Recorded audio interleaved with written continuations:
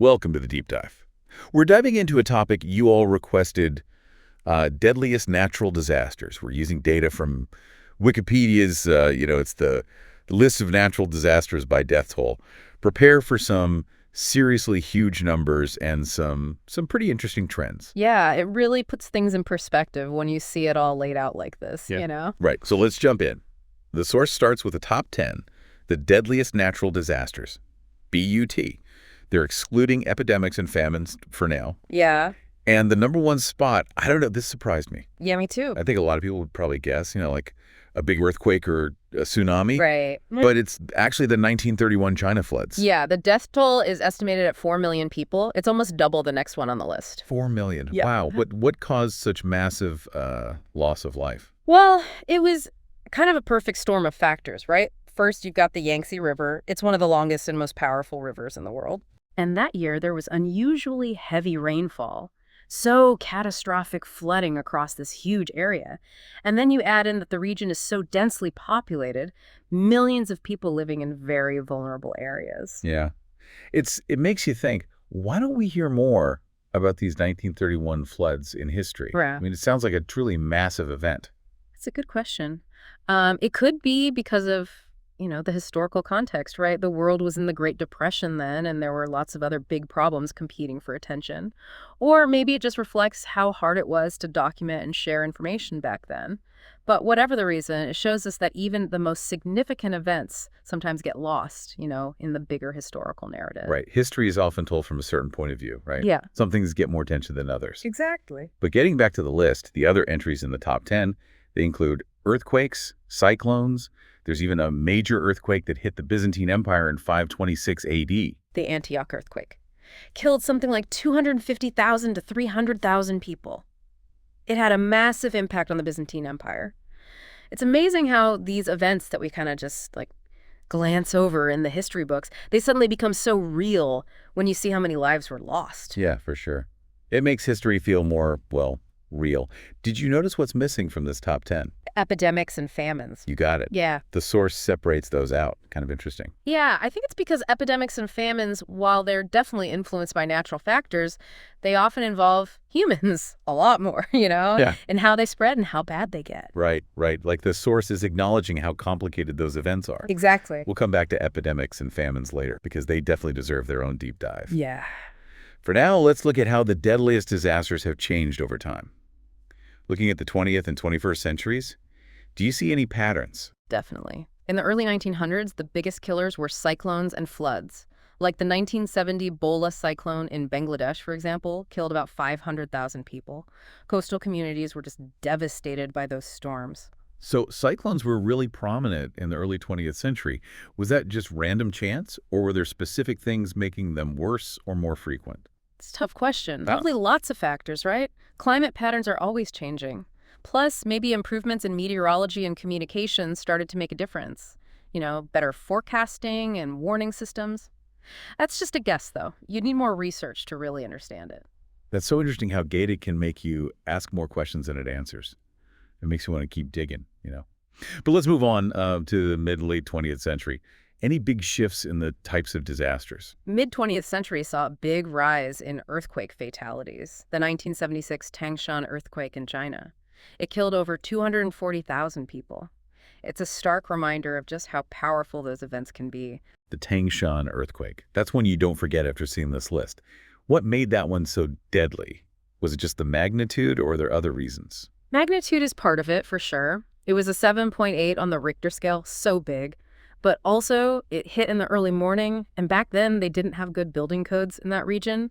Lots of people were asleep when it hit, and buildings just collapsed. That's heartbreaking. It shows that even when we get better at understanding earthquakes, things like building codes and preparedness are crucial. Absolutely. So what about the 21st century? Are earthquakes still the biggest killer?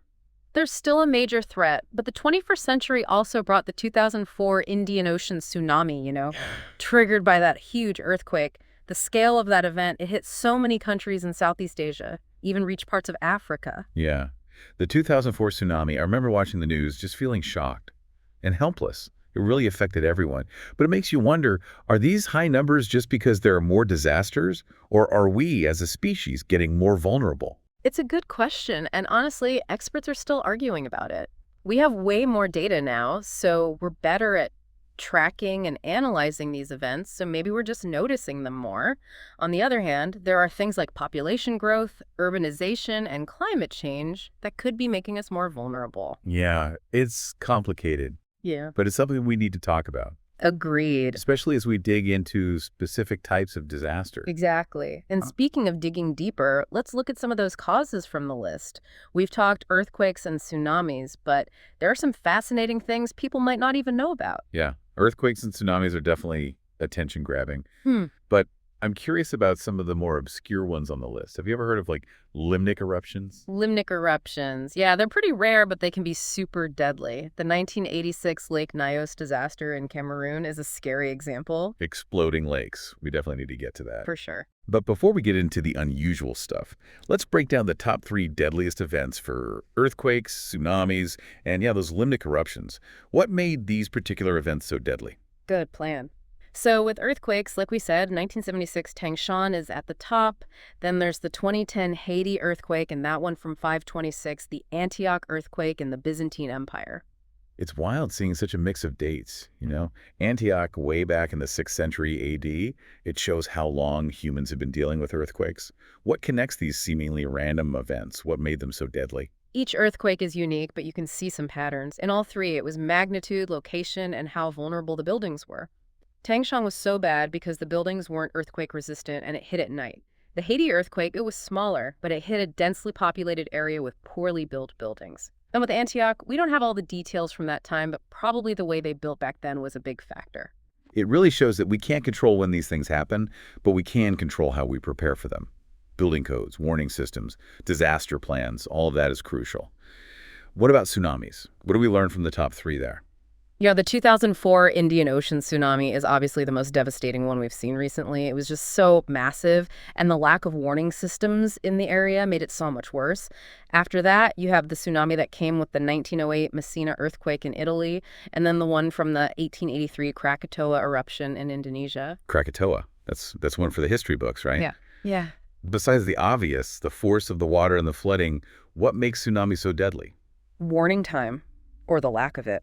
Unlike hurricanes that we can track for days, tsunamis can hit with almost no warning. People on the coast just don't have time to get away. And they move so fast, hundreds of miles an hour sometimes. Yeah, it makes you think even places that seem safe could be vulnerable.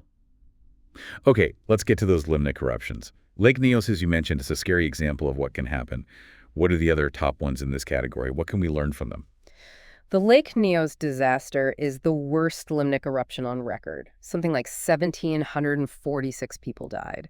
Then there's the Lake Manan disaster, also in Cameroon, just a couple years before. That one is smaller, 38 deaths. There have been a few others, but those two in Cameroon really stand out. Nature can be full of surprises, can't it? Yeah. But before we get into what causes these things, I want to zoom out a bit. Looking at all of these disasters, earthquakes, tsunamis, limnic eruptions, are there any patterns in terms of where they happen? Like, are some areas more prone to certain disasters? That's where understanding plate tectonics and geography comes in.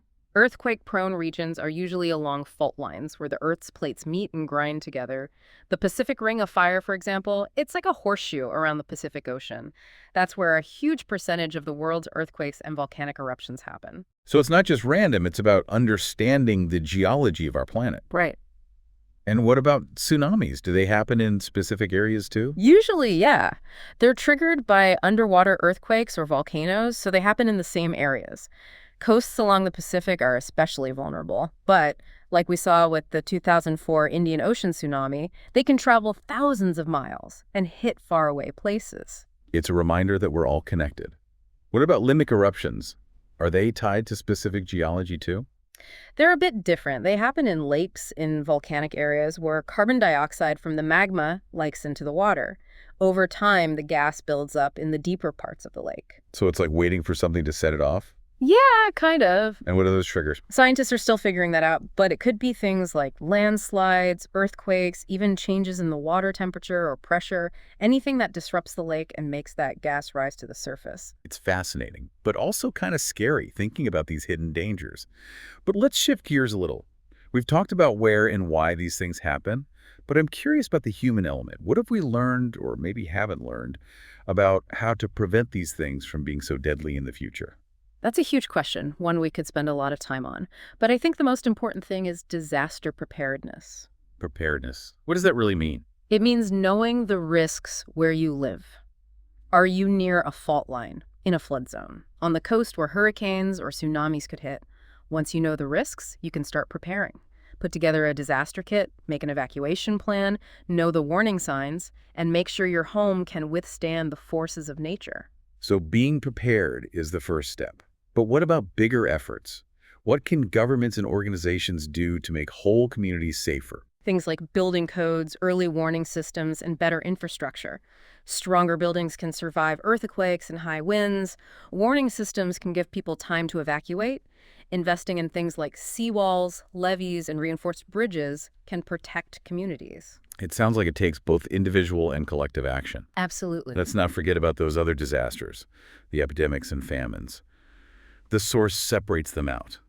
Why do you think that is? Is it just a categorization thing, or is there a bigger reason? I think it's because of how humans are involved in those events. An earthquake is purely natural, but epidemics and famines, they're often caused by poverty, sanitation, healthcare access, even political choices. It blurs the line between natural and human-made. Right. And maybe that means we need to think differently about how to deal with those types of disasters. Exactly. But before we get into that, let's take a step back. We've looked at the top 10 deadliest disasters, how they've changed over time, and what makes certain areas vulnerable. What are some of the main takeaways you think our listeners should consider? I think one of the biggest takeaways is that it's not just about the big attention-grabbing events, it's about the trends. How are these disasters changing, and what does that tell us about our world? Are we becoming more vulnerable, or are we just noticing them more? Those are important questions to think about. It's about looking beyond the headlines, right, and understanding the bigger picture. Exactly. What about the human element? How does that fit into our understanding of natural disasters? It's always there. Our choices matter. Our actions have consequences.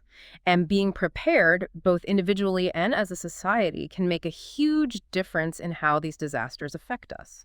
It's a reminder that we're not just victims of nature. We have choices, and we can shape our future. Yeah. Yeah, it's good to remember that we're not, completely helpless against nature. We can do things to make ourselves less vulnerable and build stronger communities. Absolutely. Yeah. But let's not sugarcoat it, right? Even with the best preparations, some of these events are just so massive. How do we even begin to grasp, like millions of lives lost? The 1931 China floods, for example. Those numbers are hard to wrap your head around. It's tough, to truly grasp that scale of tragedy. Hmm? Millions, it just becomes this abstract number. I think it helps to focus on the individual stories, the people behind those numbers. You're right. Zoom in on the individual experiences instead of getting lost in the millions. Can you give us an example of how focusing on one story can make these events more real? Think about the 2004 tsunami. Imagine a family, living in a coastal village, maybe celebrating a holiday. Then suddenly the sea pulls back, this eerie calm before the storm. They have minutes, maybe hours before the wave hits. Their story, their choices, their loss, that's where the real impact is. It reminds you that these aren't just numbers on a page. They're real people, with families and hopes and dreams, lives that were changed forever. It's a powerful way to connect with the human cost of these disasters. Exactly. And those stories are repeated millions of times over in each of these events. It's a collective tragedy that's almost impossible to imagine. It can feel pretty overwhelming, to be honest. Knowing how powerful nature is and how much damage it can cause, where do we even start trying to make a difference? I get it. It's a lot to take in. But I think focusing on what we can control helps. We can't prevent every earthquake or stop every cyclone, but we can make choices that make us less vulnerable and build stronger communities. So it's about finding that balance, acknowledging the big picture, but focusing on the areas where we can actually make an impact. Exactly. And that's where the data can be helpful, not just scary. It helps us see where our efforts can make the biggest difference, like investing in early warning systems for tsunamis so people have time to get to safety, strengthening building codes in earthquake zones can save countless lives, and doing things like sustainable land management can reduce the risk of floods. So it's about being proactive, not just reactive, right? Thinking long term about how to reduce risk. Absolutely. Thinking holistically, understanding that everything is connected. Our actions have consequences for ourselves and the planet.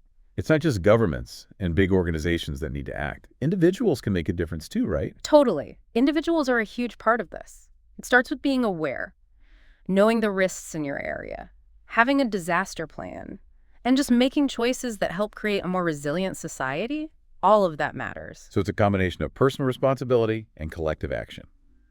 We're all in this together. We are. We're all part of the solution. Okay, so we've talked about the why behind these disasters, the human impact, and the shift from reaction to prevention. Let's go back to the list for a minute. Were there any facts or events that really stood out to you? Anything surprising? I was struck by the sheer variety of disasters on the list.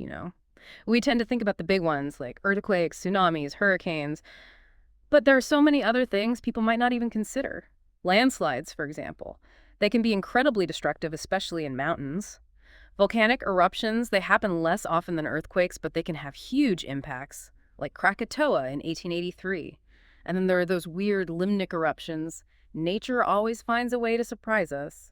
Speaking of Krakatoa, I was also really interested in the historical events on the list. It's cool to see how natural disasters have been shaping civilizations for centuries. It's important to remember that these events aren't new.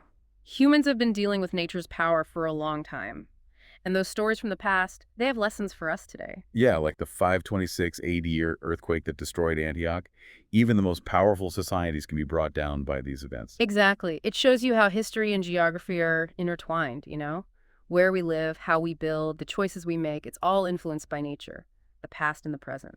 It's like a hidden history lesson right there in the data.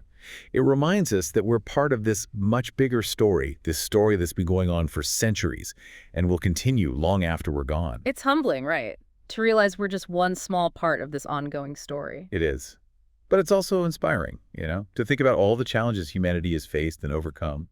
It gives me hope that we can find solutions to the problems we face today. I agree. It's about learning from what came before us, adapting to the present, and building a stronger future. So we've covered a lot, the science, the history, the human impact, all of it.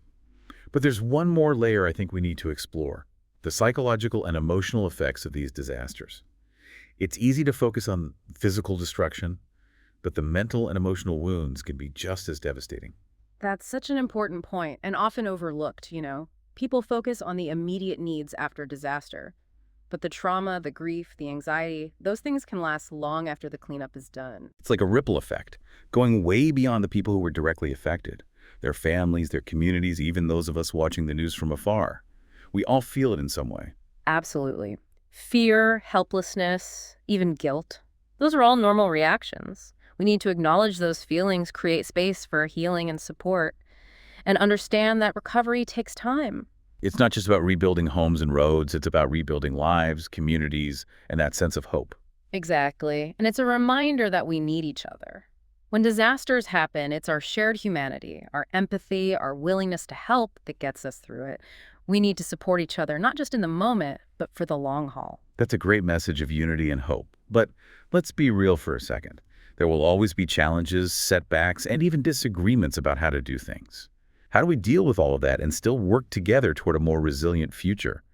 How do we find common ground when there's so many different views and priorities? That's where communication comes in.